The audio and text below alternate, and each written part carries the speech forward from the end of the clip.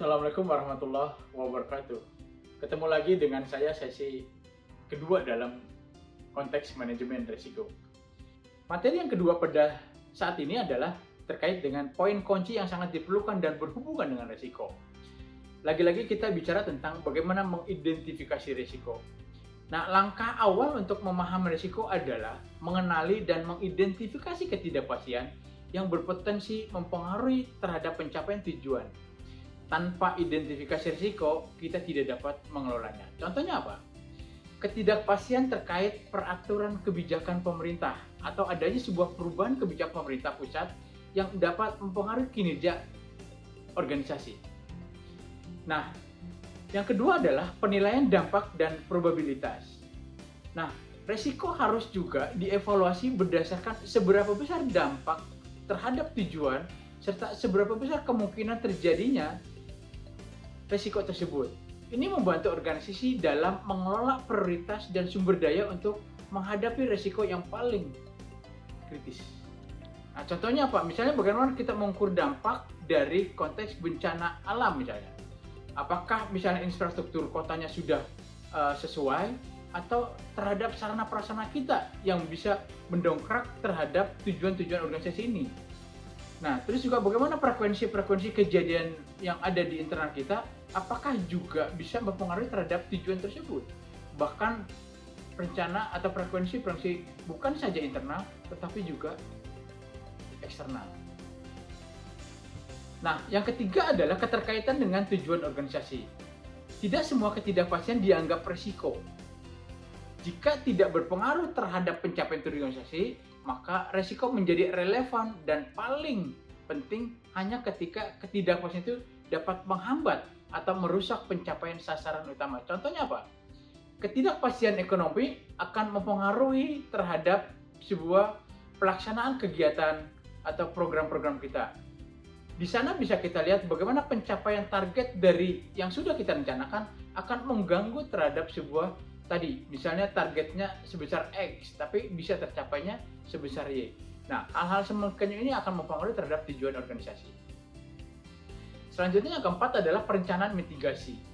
Nah, setelah risiko diidentifikasi dan dianalisis, penting juga untuk bagaimana merencanakan langkah-langkah mitigasi yang dapat mengurangi dampak atau kemungkinan terjadinya risiko tersebut. Nah, ini memastikan bahwa ketidakpastian yang menjadi risiko tidak menghambat tercapainya tujuan. Contohnya apa? Bagaimana kita bisa mengembangkan sistem yang sudah eksis untuk bisa menjadi lebih baik dalam memitigasi risiko-risiko kejadian-kejadian yang ketidakpastian itu akan terjadi. Nah, ini perlu sebuah perencanaan mitigasi tadi. Nah, yang kelima adalah bagaimana kita bisa membuat sebuah pengawasan dan adaptasi. Risiko dan ketidakpastian selalu berubah seiring waktu. Oleh karena itu, proses pengawasan yang berkelanjutan dan adaptasi terhadap kondisi baru sangat diperlukan untuk memastikan bahwa risiko tetap terkendali dan tujuan dapat dicapai. Contohnya apa? Bagaimana kita bisa melakukan pemantauan secara rutin, misalnya tadi apakah per harian, atau per minggu, atau per bulan, atau per triwulan, semester. Nah, ini bisa kita lihat bagaimana pelaksanaan dari sebuah program atau kegiatan, serta bagaimana kita bisa menyesuaikan strategi ketika ada risiko yang baru pada kesempatan itu muncul. Nah, ini perlu diadakan pengawasan dan adaptasi. Selanjutnya adalah bagaimana kesiapan kita untuk merespon cepat bahwa yang terwujud atau yang terjadi menjadi kunci dalam memastikan bahwa meskipun ketidakpastian terjadi, organisasi kita masih dapat merespon dengan cepat dan efektif untuk meminimais dampak negatif terhadap tujuan tadi. Nah, contohnya apa? Bagaimana kita bisa mempersiapkan rencana-rencana darurat untuk merespon kritis kejadian-kejadian yang sebelumnya tidak pernah kita pikirkan sama sekali. Nah, ini perlu adanya kesiapan dan respon cepat tadi. Nah, yang terakhir adalah bagaimana kita bisa mengkolaborasi dan partisipasi dari stakeholder kita. Mengelola risiko seringkali memerlukan kerjasama. Tidak bisa kita melakukan jalan sendiri. Ya, kerjasama dengan siapa? Dengan berbagai pihak, baik internal maupun eksternal. Nah, bagaimana mereka bisa membantu dalam mengidentifikasi risiko dan lebih baik serta merespon dengan lebih efisien.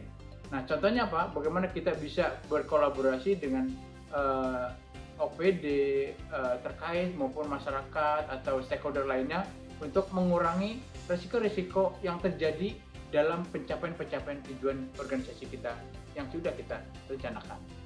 Demikian Bapak Ibu, poin-poin kunci dalam konteks manajemen risiko. Semoga bermanfaat dan kita nonton lagi video berikut ini.